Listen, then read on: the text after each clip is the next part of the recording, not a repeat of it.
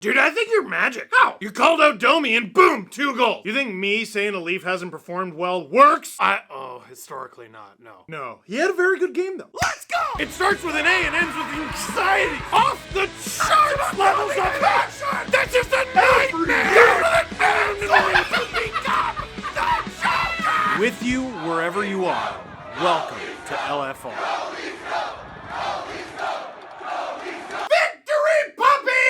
Big reminder that for every single Leafs win, that's $20 from me to the, what is it? Very long name. Humane Society of Durham Region. Thank you. And I encourage you to donate to your own local pet-based charity. Because why not? Leafs win 4-3 over the Calgary Flames. Jeez, I almost said in overtime because it felt like it, didn't it? It felt good to get that thing done in regulation, man. And Flames fans, I'm so sorry. Wait, no. Apologize to no one. How do you apologize to no one and still have compassion? We gotta come up with like skill issue, but also there. I don't know. Not a perfect game, not a perfect time of season, but a perfect result. Let's talk about it. The first 10 minutes of this game were a chore. They were a chore. They were awful. They were why people are down on this team. Dude, you're getting outshot something like 9-3 by Calgary. If you're one of those people who looks at the first 5-10 games of a season and you're like, you can't take much from that. Congratulations to you on being a far more stable person than I. I'm self-aware, but I draw the line there. Self-aware, fine. Self-improvement, a bridge too far. But man, their bad moments are bad, and the first 10 minutes or so of this game were bad. You're getting outshot, you're getting outscored. The TSN broadcast goes, yeah, well, they haven't defended rush chances very well. And right away, Calgary gets a rush chance. All 5 Leafs are back. You are in no danger. Here comes Nazem Kadri. There goes Nazem Kadri. Passes over here, passes over there. Buried. Morgan Frost finishes off what is a beautiful play by the Calgary Flames, and it's 1-0 Flames. But you know what? As nice as that goal was, sometimes you just want to go, no one made a mistake. It was just really nice. The Harlem Globetrotters are able to pull off all that stuff because the Washington Generals just aren't all that good. Dude, this is the NHL. You take the least skilled player in the entire league, they will score 50 on your team in a single game if they were actually trying. But the general idea is you're also in the NHL and can do a good job of stopping them from making you look stupid. So at the end of all that, it's a disgusting goal. Kadri's involved, which always stings a little bit more. You're getting outshot into oblivion, and everyone's just like, when is the World Series game on? Like right now, there is a little bit of the Leafs having to not just outgrow or outrun their own baggage. They have to live up to the Blue Jays, which is impossible. I don't know what the score is right now because I'm shooting this in the middle of it and I want to go back to the TV. But if you've been watching my stuff, the last couple games against Buffalo, they lost, they won, and I said, you know what, in general, compared to the few games before that, it's a step in the right direction. And they follow that up with, as bad as they've looked all year against a team that is as bad as any team in the league right now. I go on that rant to say this, for the rest of the game, bad bounces and a couple bad plays aside, they dominated the Calgary Flames. Dominated them. The total shots for the game look pretty favorably on the Leafs. It ended up being 37-29 on NHL.com anyway. They'll probably change it by the morning. They always do. But just eyeballing it from the moment that I saw it was 9-3, that means the Leafs outshot them the rest of the way 34-20. You're going to win a lot of games if you're able to do that to teams, and you're still going to win a lot of games even if you're down 1-0 when you do. Now, part of that is the Flames took 3 consecutive penalties in the first period because NHL officiating is the weirdest, dumbest thing. First period, there were 5 total penalties. Second period, there were none. Third period, there were 1 apiece because it's the NHL and there's always 1 apiece. Is that the refs establishing a precedent and the players adjusting? Maybe. We'll never know. But the tough start combined with the Leafs getting back into the game by not scoring on 3 consecutive power plays was frustrating. So how do you get this thing back on track? The answer is any way you can. I want the Leafs to play a certain way. They're not really playing a certain way, but figure it out. And it actually starts with a nice defensive effort in their own zone by Matias Maccelli. Digs to just lob it into the neutral zone where it hits a mass of humanity Two of those humanities being Steven Lorentz and Max Domi. Lorentz gets it to Domi, they start a little rush. We all anxiously await for Max Domi to pass it to Steven Lorentz because that's what he does. Or so you thought! Maximum Domi rips it! His second of the season, and well, I seem a lot more excited than you do, Max. Look at him. You just scored you tied the game! Hey everyone, Steve Dangle here. Welcome to my class Overthinking 101. I think he knows he's been struggling. Don't worry, he does a better one later though. God, he needed that goal. I'll wax poetically about Max Domi a little later because it won't be the last time he scores in this game. 1-1, we're happy. Maximum Domi! And the whole second period goes on, and after a while, I'm like, when was the last Flames shot? When was the last Flames appearance in the offensive zone? When was the last time the Flames got on, like, the Leafs side of the red line? Were the Leafs generating a ton of 10-bell chances? No, not really. But they're doing Craig Berube hockey, which is just generally doing good things and chipping away over the course of a game. It requires a lot of attention to detail and a lot of patience, but when it's pulled off, and we saw it pulled off a lot last year, it wins you lots of games. But with a few minutes left in the period, I'm like, oh, this better not end the way it usually does, and then it did. Barely over 2 minutes left. The Flames charge. Joel Farabee hasn't scored since there was snow on the ground! And Calgary Flames fans are like, no, it was actually longer ago than that. No, I mean snow on the ground here. That was 2 seasons ago. Earth's seasons. He's not that bad. He gets around everyone. Max Domi's there. Brandon Carlo's there. Why don't you take a pick? And the puck is in the back of the net. Now, on the topic of Max Domi, he didn't have a perfect game, but he had 2 goals.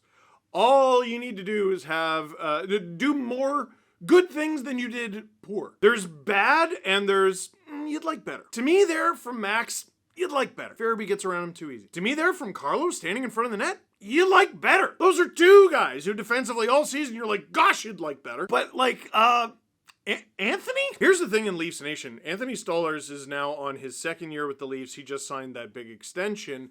And when was the last time we were like, oh yeah, he hasn't been good? Have we done that with him ever once? Maybe like a couple spot times, but we didn't make a big deal of it because we're like, he's gonna be fine later, and then he is. Dude, after a pretty hot start to the season, Stolarz looks downright beatable, and that is one he would never let in. That puck just trickles through him. Listen, when a player speaks up, however they speak up, you like them to take charge. William Nylander goes, we lost 3 straight games. What's the big deal? And then they win 3 straight games, and he's a huge part of it all. And we're like, wow, that was cool. Or you say we're going to win a game and you get a hat trick. Or you say we need to step it up physically, and then you are leading the charge physically. Stolarz had a very valid crash out. Like, very valid crash out. Stop it, Steven. He had a very valid criticism of his team not protecting him, not protecting the blue paint, and just overall getting outworked. He was right. But when you say those things, you gotta not just pull your weight, you gotta be at a high standard. He hasn't been there, and it's gonna be real hard for the Leafs to win games consistently with a goalie who gave them an 926 last season, is giving them sub 9. Now, less than 2 minutes later, with less than a minute to go in the period, oh, I'm so relieved Matthew Knies exists. Are you? I am. William Nylander and Matthew Knies on the ice once more at 5-on-5. Michael Backlund gets the puck. Shoot. William Nylander says, give me that! And he takes it and he gets it to a Jeep with a hockey stick in its hands. Wait a sec, that's not a Jeep, it's Matthew Knies, who outweights Dustin Wolf and snipes it. His third of this... Third? There's no way that was his third. Oh, he has a ton of assists. Okay, I guess that's why I thought he had more than... His third? Feels like he's been playing way better than that. Wow. Proof that you don't necessarily need to score in order for people to think you're playing well. Third? I could have sworn. All right. Anyway, that's a nice goal from 2 of the Leafs' big boys. And guess what? It's tied after 2. Now, third period begins, and early on in the third period, Matias Michelli draws a high sticking call from Joel Hanley. That's what we call a sneaky effective game from Michelli. It's just a secondary assist and a drawn penalty that led to a goal, but it all counts, man. If everyone is pulling their weight and it's in the right direction, it leads to a dub. Now, a player I was starting to get sick with tonight, Austin Matthews. We're going to get to him in a little bit. He just hasn't been, it's not even that he's been bad. He hasn't been good enough. But this was a great little moment here on the power play. The Flames try to clear it, and he jumps and keeps it in play. Gets a shot, it's stopped. There's a rebound, that's stopped, but now the Leafs are mucking it up. John Tavares takes Dustin Wolf well out of the net. Wolf was already way too far out of his net, which is why the collision happened in the first place. No one should feel bad about it. And the goal is unassisted because the Flames try to clear it right into Matthew Nyes! His fourth of the season. That looks a lot more believable. Gives the Leafs a lead. Imagine one of those. Imagine one of those. Imagine holding on to one of those. Because you're going to have to. Because they didn't. Barely over 5 minutes to go. It's a bobbling puck. No, that's all I got. I can't defend this. Neither can they. No, it's terrible. It's a bobbling puck. Myers gets the puck to Riley. But I don't even know. The puck doesn't go anywhere near Philip Myers. Philip Myers does not particularly appear to want the puck, which is very contrary to the point of the game. And congratulations to Sammy Honzek on his first NHL goal. Isn't that fun? Oh, put tape on it. It's so fun. Mike Johnston said on the broadcast, talk! Well, he, I think, calmly said to communicate. I'm the one screaming, talk. Talk. I don't care that it's not your regular defense partner. First of all, he was last year. Second of all, if this was both of your first days in the league, all the more excuse for you to be talking. That's beneath the NHL. That's beneath professional hockey. It can't happen, and it happened in your own barn and led to a tying goal, a gut punch of a tying goal with 5 minutes left in your own building against a team that is not good. And I'm sitting there stewing because the game goes to overtime. I still have faith the Leafs pull that off. I'm still mad about it. In a season where I feel like the Leafs have been owed a really funny one, they get a funny one. They're in the offensive zone. It's a new look line. It's Tavares, Domi on the right, Nyes on the left. And Nyes and Domi run into each other face first. The puck could be headed towards the bad side of the ice very fast, but John Tavares said no, because I love him. Nyes gets it to Domi, who passes back to Nyes. He shot it? Who is talking to this man? Maximum Domi! And here he is fired up this time. Yeah! Domi's night was the Leafs season in a nutshell.